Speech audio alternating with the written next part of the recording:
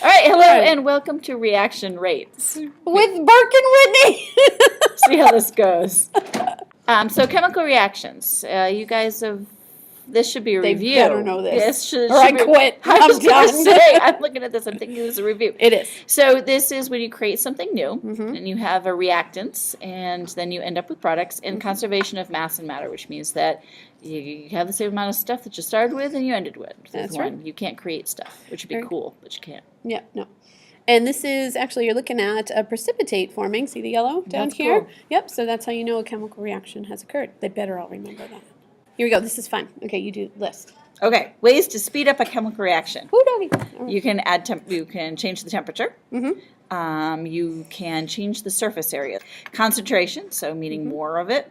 Stirring, which is just... That sounds simple, but it actually works. And then a catalyst, which means that you add something in there that helps. So think dating service. Exactly. That's actually exactly what I use. Our chemist has some processes at her disposal that can help her speed up her reaction. And she knows of 5 ways. And to remember them, she thinks back to her days as a high school student.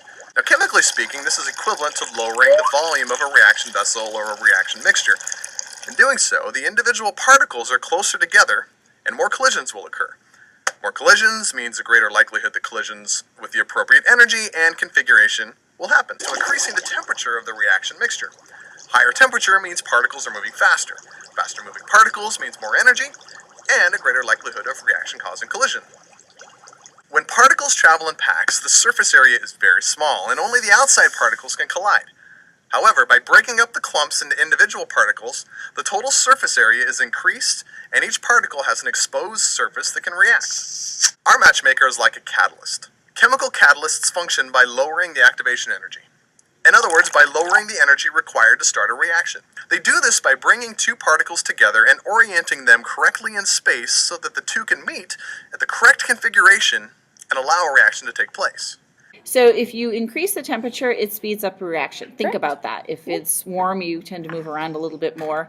And if you decrease temperature, it slows down the reaction. Again, think that if you're cold, you kind of want to sit there and do this. Which works great with iced tea, because if you want to dissolve more sugar in it, you have to heat it up to make it do that. That's the temperature influences how fast the reactions interact. Yep. And again, more they move, more they react, and it speeds up the reaction. Okay, so surface area just means if you only have a tiny bit of space for them to react to, you're not going to have a chance for everybody to get to know each other. But if you open it up a big spot, then you have a whole bunch. And I'm showing you here with orange juice, just the glass really, to show you have more surface area here on the left and you have less on the right. So also think about a dance. If you're all standing around all knotted together like this, people aren't willing to come in. No. But if you open up and you kind of are spread out, then people are willing to come again. You can meet more people. Maybe ask you to dance. They maybe ask you to dance. Concentration. Does that mean I think and thinking quickly? I don't think so, no. No. Okay, all right. You go. You're up. All right, so concentration is the number of particles in a specific volume. So that's a big fancy way of saying that you've got more stuff in a given container. Which I really like this picture down here because it shows you, especially with color, this is Kool-Aid, diluted, meaning less concentration, all the way to more.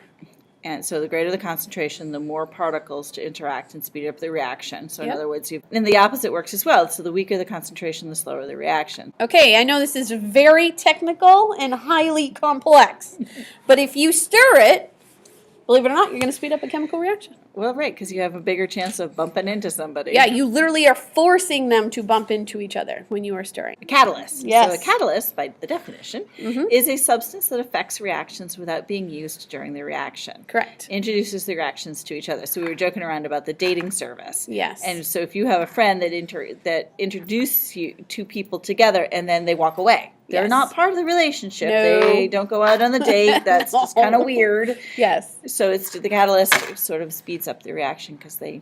Correct. So if you were actually writing this in a chemical reaction, you wouldn't include it in the reactants or product. You would actually write the word on top of the yield sign. That's how you would know it would go with it, but it's not in either your reactants or your products, so you don't have to take it into account. Okay, so in summary, yes, we would like you to list and describe the 5 ways to increase a chemical reaction. Yep. And define what a catalyst is. Yep, simple, easy. As always, thanks for watching. Thanks, Miss Whitney. Bye. Bye.